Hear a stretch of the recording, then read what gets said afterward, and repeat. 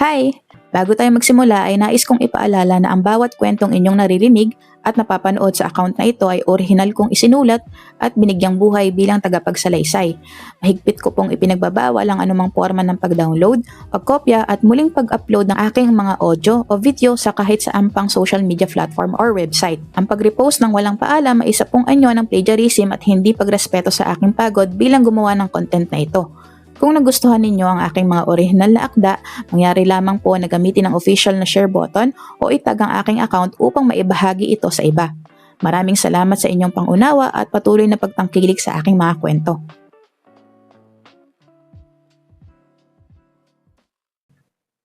May tinatagong lihim si Amara.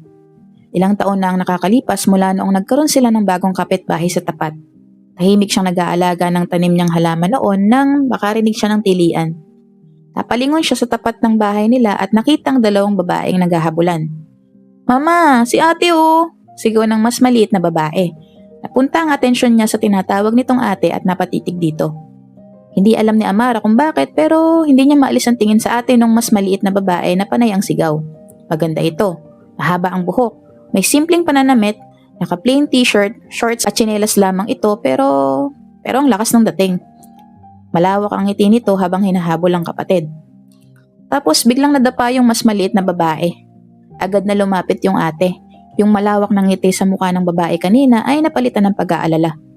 Napakunot ang noo ni Amara kasi bakit ang ganda pa rin niya. Ipinilig ni Amara ang ulo. Ano bang nangyayari sa kanya?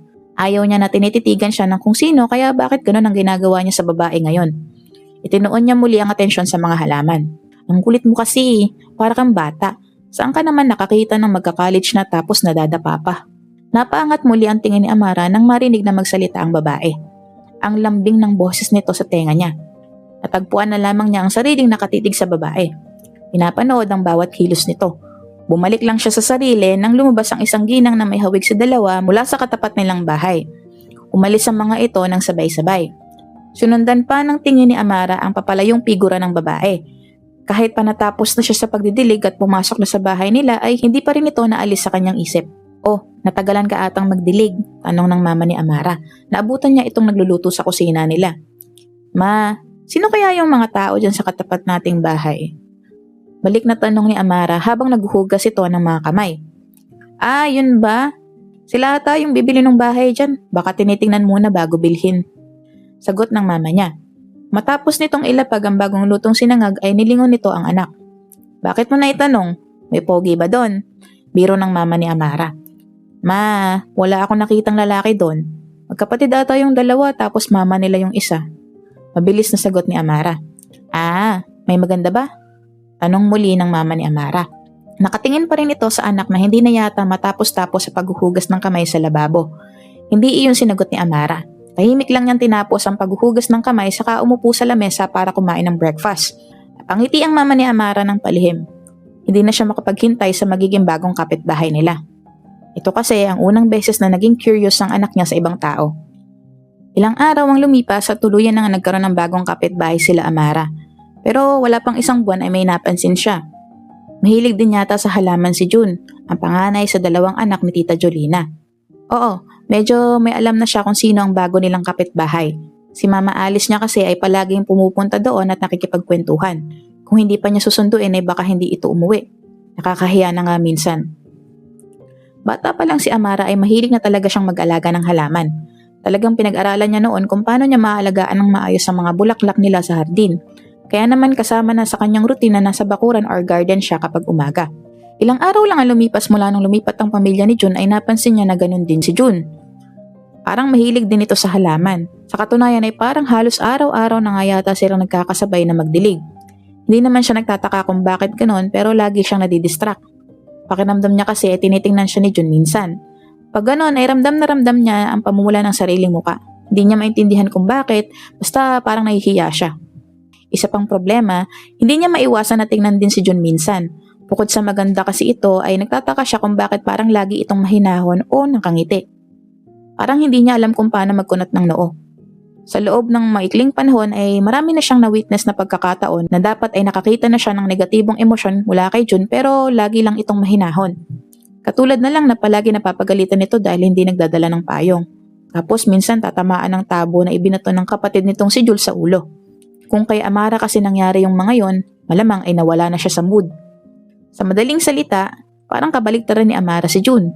Kaya siguro gusto niya itong makilala at makausap. Kaso lang nga, hindi naman si Amara yung tipong unang lalapit para makipagkaibigan. Kaya nanatili silang simpleng magkapit-bahay lang. Hindi na niya namalayan kung kailan nagsimula pero naging parte na rin si June ng pang-araw-araw niyang routine. Nakakatawa pero parang hindi siya makapagdilig kapag hindi ito kasabay. Ewan ba ni Amara? Parang kulang kasi kapag hindi niya nakikita si June kapag nagdidilig siya. Gusto niya kapag ngumingiti si June sa halaman o kapag kinakausap niya ito. Napapangiti siya kapag naririnig niya yung mga pangalan na ibinigay nito sa alagang halaman. Bantay, muning, brownie, tapos batik. Kakaiba talaga si June mag-isip. Ang gaan ng umaga kapag nakikita niya si June. Pakiramdam kasi ni Amara ay nagkakaintindihan sila kahit hindi sila nag-uusap. Hanggang sa may isang pangyayari na gumulo sa sistema ni Amara. Ang damdaming akala niya ay simpleng pagkamangha at kagustuhang makipagkaibigan ay mas malalim pa pala. Nasa university si Amara noon. Kakatapos lang ng classes niya at naglalakad na siya pa uwi nang biglang bumuhos ang ulan. Agad na binuksan niya ang kanyang dilaw na payong. Tapos ay bigla niyang naalala si June. Noong isang araw kasi ay umuulan din. Narinig niyang pinapagalitan ito nang sunduin niya ang mama alis niya dahil sa hindi nito pagdadala ng payong at pag-uwi ng basang-basa ng ulan. Napahinto si Amara sa paglalakad. Ay dala kayang payong si June? Kasi kung wala, baka mapagalitan na naman ito o magkasakit. Napaisip si Amara. Dadaanan lang din naman niya yung college building ni June. What if silipin na niya ito? Wala siyang ekstrang payong pero pwede naman siguro silang magsabay umuwi.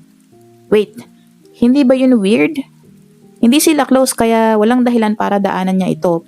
Pero magkapit-bahay naman sila. Hindi sila nag-uusap pero magkapit-bahay naman sila. Magkapit-bahay naman sila. Sapat na sigurong dahilan yon? Lalong lumakas ang buhos ng ulan. Doon na tuluyang nabuo ang desisyon ni Amara at kahit alangan sa gagawin ay napagpasyahan ni Amara na tingnan kung naroon pa si June sa college building nito. Kahit na hindi sigurado kung may classes ba si June sa araw na yon ay bahala na. Bahala na rin kung paano niya kakausapin ito at isasabay pa uwi. Nang matanaw ni Amara ang building ng college ni June ay natanawa na rin niya si June na nakatayo sa bungad nito. Tila nagpapatila siya ng ulan. Napailing si Amara dahil tama nga siya. Wala itong dalang payong. Ang kulit talaga. Huminga ng malalim si Amara dahil palapit na siya ng palapit sa kinakatayuan ni June. May kaba sa dibdib ni Amara marahil ay dahil sa ito ang unang magiging beses na lalapit siya kay June o sa kahit na sino para magsimula ng conversation. Pero nang ilang di pa na lang ang layo ni Amara mula kay June, narinig niya ang isang boses ng babae. Napahinto si Amara sa paglapit. June! June! Tawag ni Mandy, ang maganda, popular at matalinong student ng kanilang university. Social media influencer din ito kaya hindi lang sa university nila matunog ang pangalan nito. Halos patakbo itong lumalapit kay June habang nakapayong sa ilalim ng malakas na ulan. Malawak ang ngiti nito at mas lalo pang lumawak nang makarating sa kinakatayuan ni June. Napakunot ng noo si Amara. Magkakilala si June at Mandy? Pero narealize ni Amara na ilang beses na rin niyang nakikita si Mandy kasama si Jules. Tanda pa niya na magkaedad ang dalawa. Baka si Jules talaga ang kaibigan nito. Wala kang dalang payong, June? Tara, hatid na kita pa uwi. Narinig niyang sabi ni Mandy kay June. Wow, talagang hindi mo ako tatawaging ate? Sagot ni June dito. Ayoko. Sabi ko naman sa'yo ayaw kitang tawaging ate kasi nga crush kita. Ikaw lang naman tong may ayaw sa akin. Natatawang sabi ni Mandy kay June sabay tulak ng mahina sa balikat nito. Natawa na lang din si June sa sinabi nito. Bigla ay nakaramdam si Amara ng inis. Naiirita siya. Hindi niya alam kung bakit pero naiinis siya sa narinig at nakita. Pinagpatuloy na niya ang paglalakad pero napagpasyahan niyang huwag na lang daanan si June at tumiretso na ng uwi. Hindi na nito kailangan ng tulong niya dahil may maghahati na dito pa uwi. Magsama silang dalawa. Habang naglalakad hanggang sa tuluyan ng makauwi si Amara ay hindi mawala-wala ang inis na nararamdaman niya. Partikular ang inis niya kay June kapag naaalala ang ngiting ibinigay nito kay Mandy kanina. Dagdag pa sa inis niya na hindi niya maintindihan ang sarili dahil wala namang ginagawang masama si June sa kanya. Naiinis ba siya dahil may nagpangiti kay June maliban sa kapatid, magulang at mga halaman nito? Hindi talaga alam ni Amara kung bakit. Amara anak, nakauwi ka na pala. Ang lakas ng ulan no. Nagluto ako ng sotanghon. Bati ng mama ni Amara sa kanya. Salamat po ma, mamaya na po siguro ako kakain. Mahinang tugon ni Amara habang naguhubad ng sapatos pag uwi nito. Gusto na niyang tumakbo sa kwarto niya ng mga oras na yon. Na-overwhelm siya sa nararamdaman niya. Biglang napansin ng ginang ang tono ng anak. Paborito nito ang sotanghon kaya nagtataka siya sa reaksyon nito. Oh, bakit ganyan ang timpla ng mukha mo? May nangyari bang hindi maganda? Tanong ni Alice sa anak habang nilalapitan nito. Hindi sumagot si Amara. Nang marinig niya ang pag-aalala sa boses ng mama niya ay hindi na niya napigilan pa ang mga luha. Mama, ba't ganito? Sabi ni Amara. Lumakap siya sa mama niya at doon hinayaang lumabas ang mga emosyong hindi pamilyar sa kanya. Ano nangyari? Amara anak, please sabihin mo. Nagpapanik na sabi ni Alice sa anak habang kinocomfort ito. Hindi ko maintindihan ma. Ayoko ng ganitong pakiramdam. Naiinis ako pero hindi ko alam kung bakit. Wala namang ginagawang masama si John sa akin. Sumbong ni Amara. Pinaupo ni Alice si Amara sa sofa para makapag-usap sila ng maayos. Pinainom muna niya ito ng tubig at hinayaang kumalma bago niya ito muling kinausap. Anong meron kay June? May ginawa ba siyang masama sa'yo? Palumanay ngunit puno ng pag-aalalang tanong ni Alice kay Amara. Umiling si Amara ng sunod-sunod pagkatapos ay nagkwento sa nangyari kanina bago siya umuwi. Habang nakikinig si Alice sa anak ay hindi niya maiwasang magtanong. Anak, gusto mo ba si June? Natigilan si Amara sa tanong ng mama niya. Pero hindi yun dahil sa gulat. Sa katunayan kasi ay sumagi na sa isip niya ang tanong na yun kanina habang pauwi siya pero hindi niya yun in-entertain sa isip dahil hindi nagme-make sense yun para kay Amara. Paano naman niya magugustuhan si June kung hindi sila nagkakausap? Gulong-gulo siya sa nararamdaman. Pero ma, paano naman po ako magkakagusto kay June kung hindi naman kami nagkakausap?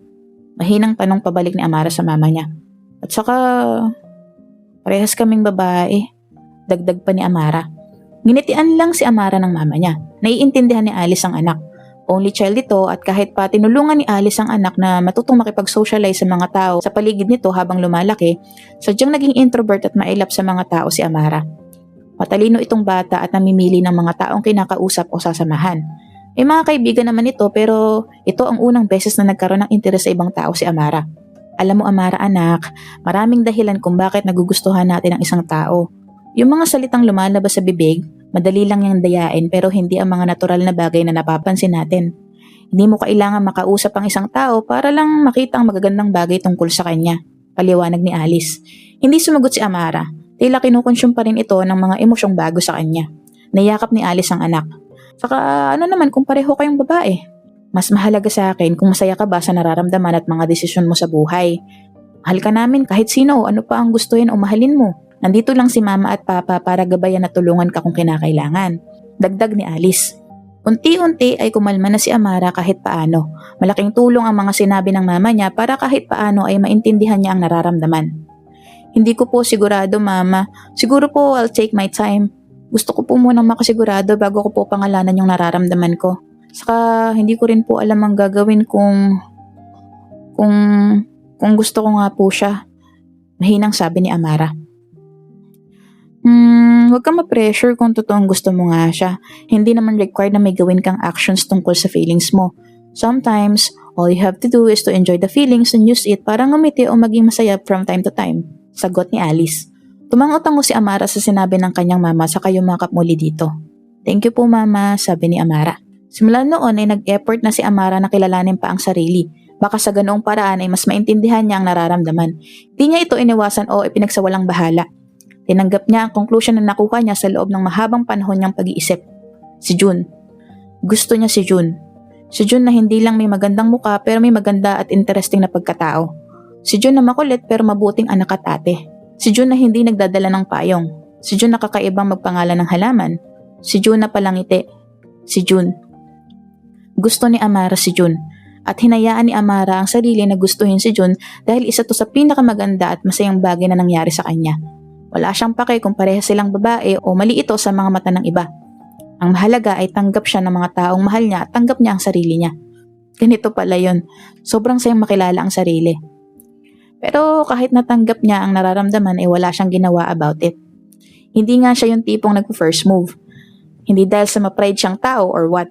Sadyang hindi lang niya alam kung paano. Saka kahit natanggap niya ang sarili na nagkagusto sa kapwa babae at walang nakikitang mali rito, hindi naman niya sigurado kung ganoon din ang paniniwala at preference ni June.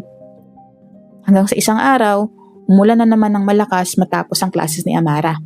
Otomatikong sumagi sa isip niya si June. Nakabisado na yun ang utak niya kahit pa ang ulan ay simpleng ambon lang. Sigurado kasi siyang walang dalang payong si June. Kaya naman gaya ng dati, dadaanan niya ang building nila June para maisabay ito kung sakali mang hindi ito makauwi ng dahil sa ulan. Kahit pa paulit-ulit niya itong hindi naaabutan. Habang naglilikpit ng mga gamit ay napangiti siya na makita ang asul at dilaw na payong sa bag niya. It was a couple umbrella. Binili niya ito online dahil sa nakyutan siya dito at naalala niya si June. Blue kasi ang paborito nitong kulay. Baka kapag binigyan niya ito ng asul na payong ay mas maalala na nitong magdala ng payong sa araw-araw. Sobrang lakas ng ulan, mababasa ang mga gamit mo. Sabi ni Amara nang pigilan niyang sumugod sa malakas na ulan si June. Kung magiging artista siguro si Amara ay magiging mahusay siya dahil sa hindi siya makapaniwala kung paano niya naitatago ang totoong nararamdaman sa mga oras na yon. Ito ang unang beses na siya ang nag-initiate ng conversation with June. Sobrang bilis ng tibok ng kanyang puso. Inabot ni Amara ang asul na payong. Ang plano niya ay sasabihin niya kay June na sa kanya nalaman yun pagka nakauwi na silang dalawa. Hindi niya kayang sabihin na isa yung regalo ng direkta, kaya sa ganong paraan na lamang niya ito ibibigay. Punong-puno ang puso ni Amara habang naglalakad silang dalawa pa uwi ni June. First time kasi nilang magka-moment. Kaya lang ay may konti siyang frustration kasi bakit hindi siya nito kinakausap? Hindi na niya kaya pang mag-initiate sa party na yon kasi siya na nga yung unang nag-approach. Hindi ba pwedeng si June naman? Saka natural na madaldal ito. Bakit hindi siya nito dinadaldal? Dahil sa pag-iisip ay hindi na niya namalaya na basang-basa na ang kanan niyang balikat dahil sa ulan. Kaya gulat na gulat siya nung hapitin siya palapit ni June para maisilong siya ng maayos sa payong. Nagkatinginan silang dalawa at tila nabingi si Amara sa lakas ng tibok ng kanyang puso. Kung hindi pa siguro dumating si Jules ay baka bigla na lang niya nasabi kay June ang nararamdaman. Dalawa ang nasirang chances ni Jules that time nang hindi niya sinasadya. Yung chance na makapag-usap si June at Amara at yung pagkakataong maibigay ni Amara yung payong na binili niya para kay June. Sinauli kasi nito yung asul na payong dahil may daladalang payong si Jules. Dahil walang umayon na pagkakataon para kay Amara ay nakaramdam siya ng inis at frustration. Kung bakit naman kasi hindi siya kinakausap ni June mula pa kanina. Sa pagkakakilala niya dito ay hindi naman ito ganun katahimik at stiff. Parang tuod, hindi na niya napigilang bulong saka mabilis na naglakad pa uwi. Nakakainis kasi talaga. Ang inis ni Amara na yun ay nag-extend hanggang sa kasalukuyan. Sigurado kasi siyang iniiwasan siya nito. Ilang araw na niya itong hindi nakakasabay sa pagdidilig sa umaga. Tila mas maaga na itong naglalagi sa hardin. Sinubukan niya itong sabayan minsan pero kinabukasan ay nagbago na naman ito ng oras ng pagdidilig. Tapos minsang nakasalubong niya ito sa university campus ay mabilis itong tumalikod at naglakad pabalik kung saan ito nanggaling. Halatang umiiwas ito kay Amara at hindi niya alam kung bakit. Habang lumilipas ang mga araw ay hindi na mapakali si Amara. Ilang araw na niyang hindi nakikita si June. Namimiss na niya si June. Kaya laking tuwa niya nung bumisita ulit ang mama Alice niya doon kila Tita Julina. May dahilan na siya para puntahan ang bahay nila June. Wala naman siyang balak i-confront ito. Gusto niya lang makita ang dalaga. But unfortunately, wala pa ang magkapatid sa bahay. Nasa school pa daw ang dalawa ayon kay Tita Julina. Pauwi na sila ng mama niya nang may makita siya sa gilid ng pintuan nila June. Isang envelope ito. Hindi niya ugaling maging curious at magpulot ng kung ano-ano kaya lang ay nakita niya kasi ang pangalan niya. Hi Amara, ang nakasulat sa likod nito. Pag-uwi nila ay agad na dumiretso si Amara sa kanyang kwarto. Malakas ang tibok ng kanyang puso at kinakabahan. Naupo siya sa kanyang kama at binuksan ng liham para basahin. Matapos ang ilang sandali ay natagpuan na lamang ni Amara ang sarili na nahihilam sa sariling luha.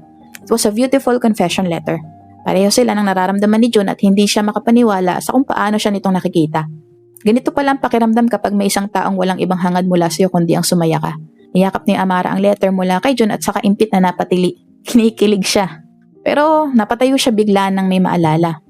Kung pareho sila ng nararamdaman, bakit tila umiiwas ito? Saka bakit nasa labas ng gilid ng pintuan nila ang letter na para bang isinawalang bahala na lamang iyon? Is she moving on? May nagawa ba si Amara para ma-turn off ito? Hindi nakatulog si Amara that night. Naghahalo ang pag-aalala at kilig sa sistema niya. Buong magdamag siyang nag-iisip at desidido na siyang kakausapin si June that day kung saan mang lugar niya ito maabutan.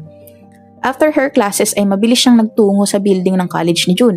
May 10 minuto na siyang naghihintay sa tabi ng hagdanan nang marinig niya ang tawa ni June. Pababa ito ng hagdanan at hindi ito nag-iisa. Kasama nito si Mandy. Bigla ay nakaramdam ng inis si Amara. Parehas ito sa inis na naramdaman niya noong unang beses na nakita niyang magkasama ang dalawa. Napakunot ang noon ni Amara pero dahil sa nakita niya ay tila nagkaroon siya ng nag-uumapaw na lakas ng loob. Kung wala kasi siyang gagawin ay baka manatili na lamang talaga silang magkapit-bahay ni June o baka maunahan siya ni Mandy. Isa pa, malakas ang loob ni Amara dahil may hawak siyang alas. Alam niyang pareha sila ng nararamdaman ni June. Hi June! Tawag ni Amara dito. Lumapit siya kay June at kumapit sa braso nito. Ngumiti ng sobrang tamis si Amara. Amara? Sagot ni June. Napangiti lalo si Amara nang maramdaman ang paninigas nito sa kinakatayuan at pagpapanik sa mukha nito. Kitang-kita ni Amara ang epekto niya kay June. Uwi na tayo? Sabi ni Amara. Tinapunan niya ng tingin si Mandy na nagpapalipat-lipat lamang ng tingin sa kanila ni June. Hi, sabi ni Amara kay Mandy. Ha? Anong uuwi? Halos pautal na sagot ni Jun. Sabi mo kanina sa akin, gusto mo akong makasabay umuwi, di ba? Nakangiti pa rin tugon ni Amara kay Jun. May sinabi ako? Nagugulang tanong ni Jun. This is not so Amara coded, pero dahil nga nag-uumapaw ang lakas ng loob ni Amara sa mga sandaling iyon, nakuha niyang mag-pout para magpa-cute kay Jun. Yes, don't tell me nakalimutan mo, sabi ni Amara. Napanganga na lamang si Jun habang nakatingin kay Amara. Anong nangyayari? Ang ganda ni Amara, ang cute na rin. Anong ginagawa nito? Saka sabay silang uuwi? Tuluyan na ngang nag-malfunction ang utak ni Jun at napatangan na lamang siya sa ganda ng kausap. Parang natapon lahat sa kawalan ng effort niyang kalimutan nito noong mga nakaraang araw. Ano nga ulit yung salitang move on? At bakit nga ba siya nag-move on? Una na siguro akong umuwi, Jun, sabi ni Mandy. Ayos na sana dahil aalis na ito, kaya lang ay humabol pa ito ng beso sa tulala pa rin si Jun sabay sulyap ng makahulugan kay Amara. Tinasan lang ni Amara ng kilay si Mandy. Kahit na naiinis ay hinayaan na lamang ni Amara si Mandy hanggang sa umalis ito. Ayaw niya rin naman ng gulo saka baka isipin ni Jun na bayolente siyang tao. Ibinalik niya ang atensyon kay Jun na nakatulala pa rin kay Amara. Pigil ang ngiting pasimpleng pinunasan niya ang pisngi kung saan bumeso si Mandy sa kanya ito kinurot. Tara na, uwi na tayo, sabi ni Amara. Tahimik lang na sumunod si Jun kay Amara. Takang-taka pa rin siya sa nangyari. Hindi niya kasi talaga matandaan yung kiniklaim ni Amara kasi imposibleng sinabi niya yun dahil iniiwasan nga niya ito. Napansin ni Amara na hindi man lang siya sinasabay ni Jun sa paglalakad, kaya naman binagalan niya ang paglalakad para maabutan siya nito. Nakakabingi ang katahimikan nilang dalawa. Dahil doon ay malapit nang maubusan ng pasensya si Amara nang biglang magsalita si Jun. Bakit hindi kayo hinatid ni Joseph? Bulong ni Jun kay Amara. Napakunot ang noo ni Amara sa narinig. Bakit naman siya ihahatid ni Joseph? Ano bang sinasabi nito? Bigla namang naalala ni Amara yung araw na nakita niya si Jun sa may gate ng bahay nito. Yun din ang pagkakataong nakita niya na hawak ni Jun ang confession letter na nabasa ni Amara. Dahil doon ay na-realize ni Amara kung bakit tila umiiwas si Jun sa kanya nitong mga nakaraang araw. Nakaramdam ng pagpapanik si Amara. Jun misunderstood everything.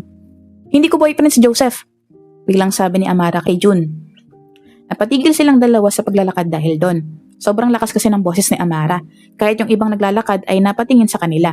Nang ma-realize ni Amara ang inakto ay nakaramdam siya ng hiya. Nag-iwas siya ng tingin saka naglakad muli. This time, sinabayan na ni Jun ang bilis ng lakad niya. I mean, hindi ako ihahatid ni Joseph pa uwi kasi hindi ko naman siya boyfriend at hindi ko siya maniligaw. Yung nakita mong pagsundo niya sa akin ng isang araw dahil lang yun sa may meeting siya with all of the fourth year representative ng student council. Hindi lang naman kami yung nasa kotse. Marami kaming sinundo niya. Hindi kasi kami sa school magmi-meeting kasi parang breakfast with meeting siya. Mahabang paliwanag ni Amara. Okay, sabi naman ni Jun. Gusto sana niyang sumigaw ng yes, pero pinigilan ni Jun ang sarili. Hinarap ni Amara si Jun. Ubus na ang pasensya niya. Ano ba kasing okay? Yun na ba yun? Okay? Wala ka bang ibang sasabihin? Tanong ni Amara. Ha? Wala. Ano siguro? Sorry kung inakala ko na boyfriend mo si... Naputo lang sinasabi ni Jun dahil nagsalita muli si Amara. At salamat sa'yo, naiintindihan ko na. Sobrang fulfilling pala talaga kapag nag-alaga ka ng halaman from the scratch hanggang sa umusbong yung magagandang bulaklak. Natuto na rin akong kausapin sila. Alam ko na kung paano kanila napapasaya. Pagre-recite ni Amara sa paborito niyang parte ng letter ni Jun. Oo, kabisado niya yung part na yon dahil sa paulit-ulit niyang pagbabasa ng letter kagabi. Hindi na rin alam ni Amara kung ano pang pwede niyang sabihin o gawin. Hindi nga niya alam kung bakit niya ba ito ginagawa. Basta namimiss niya lang si Jun at ayaw na niya na maging basta magkapit-bahay na lamang sila. Napanganga si Jun, napaatras at napahawak sa bibig. Gulat na gulat ito. Ang isa pang kamay nito ay nakahawak sa dibdib. Sobrang bilis kasi ng tibok ng kanyang puso. Paano?